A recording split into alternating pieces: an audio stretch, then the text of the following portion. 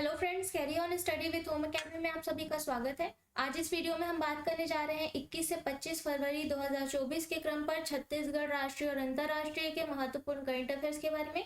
तो अगर आप किसी भी प्रतियोगी परीक्षाओं की तैयारी कर रहे हैं तो ये करंट अफेयर का वीडियो आप सभी के लिए हेल्पफुल है और वीडियो को पूरा देखिएगा। चैनल को सब्सक्राइब करना ना भूलें। अगर आपने हमारा चैनल सब्सक्राइब नहीं किया है तो जल्दी से जल्दी हमारा चैनल सब्सक्राइब करें और बेल आइकन को क्लिक करना ना भूलें। तो चलिए स्टार्ट करेंगे और ज़्यादा से ज़्यादा वीडियो को शेयर ज़रूर करें अपने फ्रेंड्स में। तो चलिए स्टार्ट करते हैं। पूछा गया प्रश्न है आपका, हाल ही में दुनिया का सबसे बड़ा एक दिवसीय चुनाव कहाँ संपन्न हुआ है? ठीक है, तो याद रखेंगे दुनिया का सबसे बड़ा एक दिवसीय चुनाव जो है इंडोनेशिया में संपन्न हुआ है।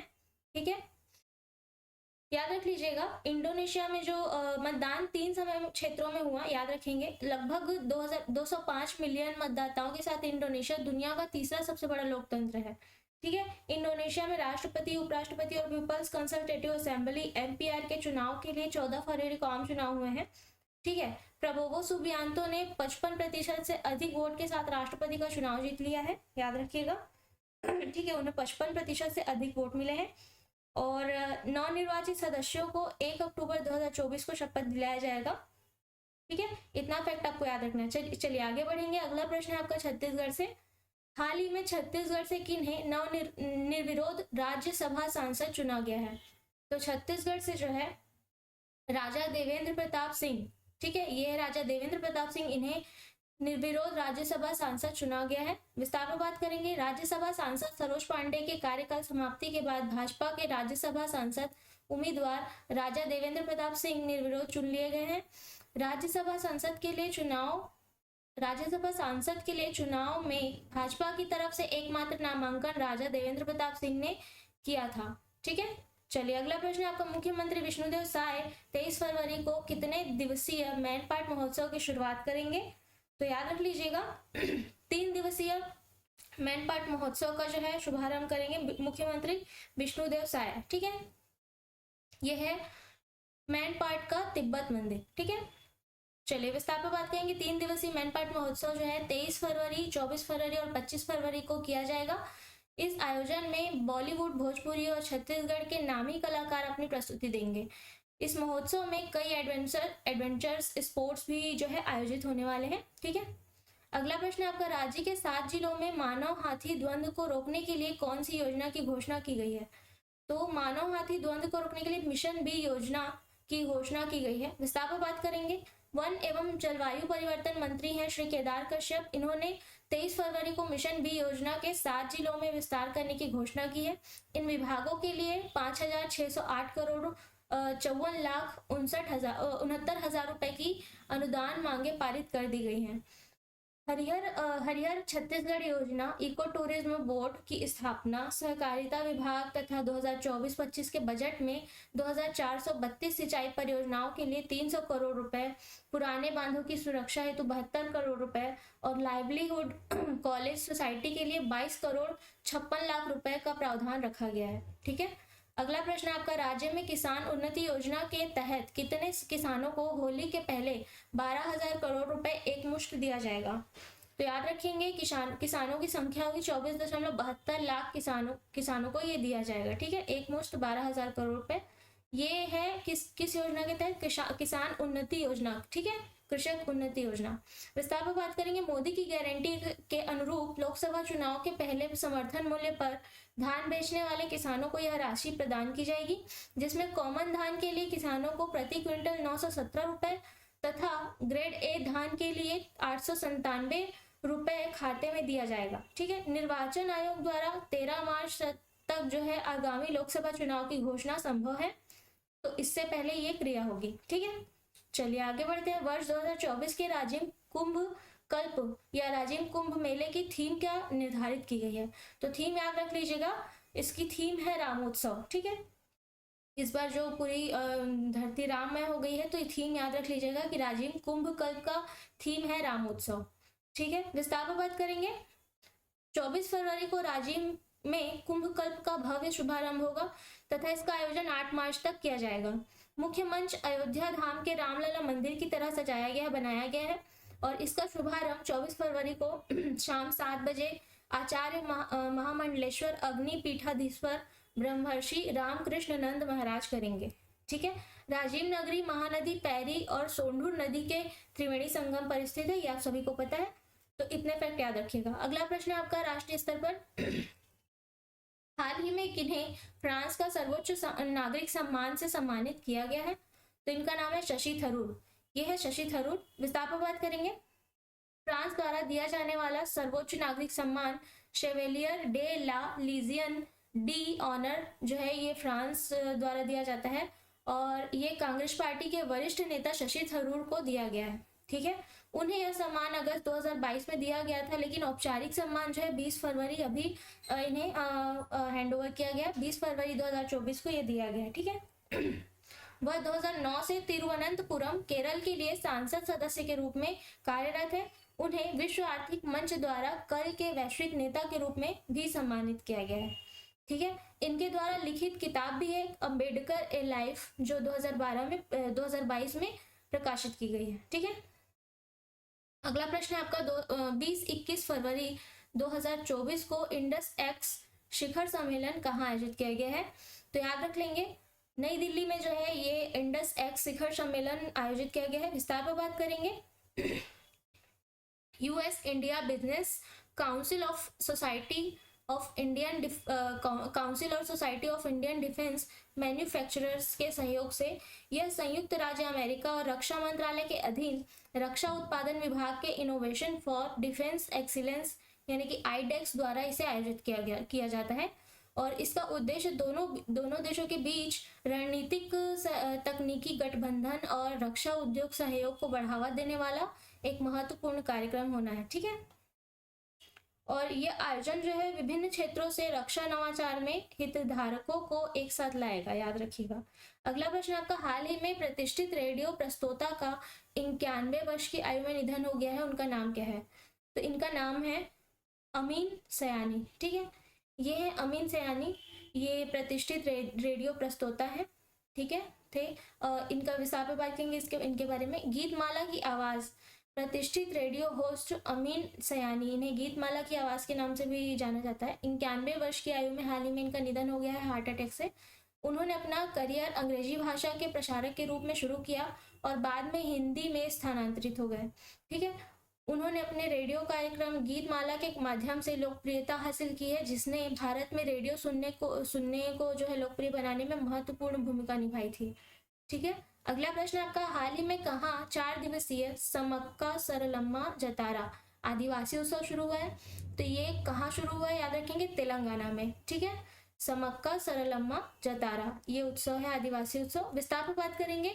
21 से 24 फरवरी तक तेलंगाना के मुलुगु जिले के मेदाराम में आदिवासियों का विश्व का सबसे बड़ा समागम शुरू हो गया है, जिसके दौरान मेदाराम में 1 करोड़ तीर्थ यात्रियों के आने की उम्मीद है। मेदाराम जठरा एक अन्यायपूर्ण कानून के खिलाफ एक माँ और बेटी समक्का और सरलम्मा की लड़ाई की याद दिलाता है। इसे 1998 में राजकीय उत्सव घोषित किया गया था। मध्य प्रदेश, छत्तीसगढ़, उड़ीसा, महाराष्ट्र, कर्नाटक और झारखंड के कुछ हिस्सों से जो है आदिवासी इस त्योहार में यात्रा मनाने यहाँ आते हैं। ठीक है। तो याद रख लीजिएगा, ये तेलंगाना में आयोजित हुआ है। अगला प्रश्न आपका हाल ही में सरकार ने महिला सुरक्षा हेतु अम्ब्रेला योजना को कब तक जारी रखने का फैसला किया है? तो याद रखेंगे, महिला सुरक्षा हेतु अम्ब्रेला योजना चल रही है जिसे 2025-26 तक जारी रखने का आदेश दे दिया गया है, फैसला किया गया है। ठीक है। विस्तार पर बात करेंगे। महिलाओं की सुरक्षा पर जो है अम्ब्रेला योजना के कार्यान्वयन को जारी रखने के गृह मंत्रालय के प्रस्ताव को केंद्र सरकार ने स्वीकार कर लिया है और इस योजना को 2021-22 से जो है चलाया जा रहा है। 2025-26 की अवधि के लिए इसे बढ़ा दिया गया है 2 साल के लिए और 1180 करोड़ रुपए की लागत से विस्तारित किया गया था इसे। ठीक है। सरकार पुणे, चंडीगढ़, कोलकाता, दिल्ली, कामरूप और भोपाल में 6 साइबर फोरेंसिक विज्ञान प्रयोगशाला भी स्थापित करेंगी, याद रखेंगे। 13,557 पुलिस स्टेशनों पर इसके लिए जो है महिला सहायता डेस्क और 827 मानव तस्करी विरोधी इकाइयां भी स्थापित की गई हैं। ठीक है। अगला प्रश्न है आपका हाल ही में नई दिल्ली में रायसीना डायलॉग के 90वें संस्करण का उद्घाटन किसने किया है? तो प्रधानमंत्री नरेंद्र मोदी ने नई दिल्ली में रायसीना डायलॉग के 90वें संस्करण का उद्घाटन किया है। ठीक है। विस्तार पर बात करेंगे। ग्रीस के प्रधानमंत्री किरियाकोस मित्सोटाकिस ने मुख्य अतिथि के रूप में उद्घाटन सत्र में भाग लिया तथा मुख्य भाषण दिया है। 21 से 23 फरवरी तक आयोजित 3 दिवसीय रायसीना डायलॉग में 100 से अधिक देश अपने प्रतिनिधि इसमें भेजेंगे और इस संस्करण का विषय है चतुरंगा संघर्ष संघर्ष प्रतियोगिता सहयोग सृजन। ठीक है, चतुरंगा, इसे याद रख लीजिएगा, चतुरंगा संघर्ष प्रतियोगिता सहयोग सृजन, ये चारों याद रख लेंगे, इसलिए इसका नाम चतुरंगा है। और रायसीना डायलॉग भू राजनीति और भू अर्थशास्त्र पर भारत का प्रमुख एक सम्मेलन है, याद रखेंगे। अगला प्रश्न है आपका, हाल ही में केंद्रीय मंत्री धर्मेंद्र प्रधान ने भारत के पहले स्किल इंडिया सेंटर का उद्घाटन कहाँ किया है? तो याद रखिएगा, उड़ीसा के संबलपुर में भारत के पहले स्किल इंडिया सेंटर का उद्घाटन किया गया है। किनके द्वारा? केंद्रीय मंत्री धर्मेंद्र प्रधान के द्वारा। ठीक है, विस्तार पर बात करेंगे इसके बारे में। स्किल इंडिया सेंटर युवाओं को उद्योग प्रासंगिक कौशल से सशक्त बनाएगा। उन्होंने कहा कि सेंटर में कम लागत वाले पाठ्यक्रम शुरू करने से युवा सशक्त होंगे। लगभग 1200 छात्र उद्योगों की मांगों के अनुरूप अपने कौशल सेट को उन्नत करेंगे और स्किल इंडिया सेंटर कक्षा और कार्य आधारित शिक्षा का मिश्रण पेश करेगा। यह उद्योग की मांगों को पूरा करने के लिए युवा प्रतिभाओं को जो है पोषण करेगा। ठीक है, यह सेंटर जो है युवा भारतीयों को उभरते नौकरी बाजार के लिए आवश्यक समकालीन कौशल से लैस करेगा। ठीक है, आगे बढ़ते हैं। अगला प्रश्न आपका, किस राज्य के मुख्यमंत्री द्वारा 19 फरवरी को हिमालयन बास्केट पहल शुरू की गई है?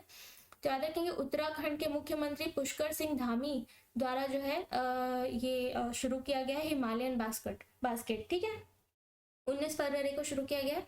विस्तार पर बात करेंगे इसके बारे में। स्थानीय उद्यमियों सुमित और स्नेहा थपलियाल द्वारा 2018 में शुरू की गई इस अभिनव परियोजना का उद्देश्य जिले के समृद्ध कृषि संसाधनों का लाभ उठाकर स्थानीय रोजगार को बढ़ावा देना है। यह पहल चुरपी और घी जैसे उच्च मांग वाले उत्पादों का उत्पादन और निर्यात करने के लिए स्थानीय किसानों से दूध, हल्दी, पुदीना खरीदने पर केंद्रित है। चुरपी जो है, चुरपी गाय के दूध से बना एक विशेष हाट पनीर है। ठीक है, चुरपी जो है गाय के दूध से जो पनीर बनता है, तो इस ये हार्ट टाइप का एक पनीर होता है जिसे चुरपी कहते हैं। यह पहल सिर्फ एक कृषि परियोजना से कहीं अधिक का प्रतिनिधित्व करती है और यह हिमालयी क्षेत्र में आर्थिक सशक्तिकरण और स्थिरता के लिए एक दृष्टिकोण है। ठीक है, आगे बढ़ेंगे। हाल ही में आयोजित एशियाई इंडोर एथलेटिक्स चैंपियनशिप में भारत ने कितने स्वर्ण पदक प्राप्त किए हैं? तो याद रखिए, भारत ने कुल 3 स्वर्ण पदक हासिल किए हैं इस बार। विस्तार पर बात करेंगे। 17 से 19 फरवरी तक तेहरान में आयोजित एशियाई इंडोर एथलेटिक्स चैंपियनशिप में भारत ने 3 स्वर्ण, 1 रजत और 2 राष्ट्रीय रिकॉर्ड प्राप्त किए हैं। ठीक है, एथलीट ज्योति याराजी ने महिलाओं के जो है 60 मीटर बाधा दौड़ में स्वर्ण पदक जीता है। एथलीट हरमिलन बैस ने 1500 मीटर स्पर्धा में जो है और तजिंदर सिंह तूर ने पुरुषों के शॉर्ट पुट में जो है 19.7 मीटर के थ्रो के साथ 19 साल का पुराना रिकॉर्ड तोड़ते हुए इन तीनों ने स्वर्ण पदक जीता है। और अंकिता ध्यानी ने जो है महिलाओं के टीम में जो है 3000 मीटर स्पर्धा में रजत पदक जीता है। ठीक है, याद रखेंगे, पहली बार एशियाई इंडोर एथलेटिक्स चैंपियनशिप जो है 2004 में आयोजित की गई थी। ठीक है, अगला प्रश्न आपका, हाल ही में अंतरराष्ट्रीय मातृभाषा दिवस कब मनाया गया है? याद रख लेंगे, हर साल 21 फरवरी को अंतरराष्ट्रीय मातृभाषा दिवस मनाया जाता है। ठीक है, विस्तार पर बात करेंगे। अंतरराष्ट्रीय मातृभाषा दिवस समाज में बहुभाषावाद को प्रोत्साहित करता है और दीर्घकालिक रणनीतियों के माध्यम से पारंपरिक ज्ञान और संस्कृतियों को संरक्षित करने का प्रयास करता है। अंतरराष्ट्रीय मातृभाषा दिवस का आंदोलन बांग्लादेश में शुरू हुआ था। 21 फरवरी 1952 को कुछ छात्रों की हत्या कर दी गई थी क्योंकि उन्होंने बांग्लादेश में बंगाली को जो है आधिकारिक भाषा बनाने के लिए आंदोलन शुरू किया था। ठीक है, और याद रखिएगा, 1999 में यूनेस्को ने 30वें यूनेस्को आम सम्मेलन में 21 फरवरी को अंतरराष्ट्रीय मातृभाषा दिवस के रूप में घोषित किया था। ठीक है, 1999 में। चलिए आगे बढ़ते हैं। हाल ही में दुनिया की सबसे ऊंची जमी हुई झील मैराथन का आयोजन कहाँ किया गया है। तो इसका आंसर आपको कमेंट बॉक्स पर देना है। और साथ ही मैं बताना चाहूँगी कि हमारे अकेडमी में अभी क्लासेस अवेलेबल हैं। अगर आप किसी भी कॉम्पिटिटिव एग्जाम की तैयारी कर रहे हैं तो जानकारी दिए गए नंबर पर ले सकते हैं या विजिट कर सकते हैं, हमारे ऑफिस में एड्रेस दिया गया है। तो आज के वीडियो में इतना ही। अगर आपको वीडियो अच्छी लगी हो तो वीडियो को लाइक और चैनल को सब्सक्राइब करना ना भूलें। तो अगले वीडियो में मिलेंगे, तब तक के लिए पढ़ते रहिए, सीखते रहिए। धन्यवाद।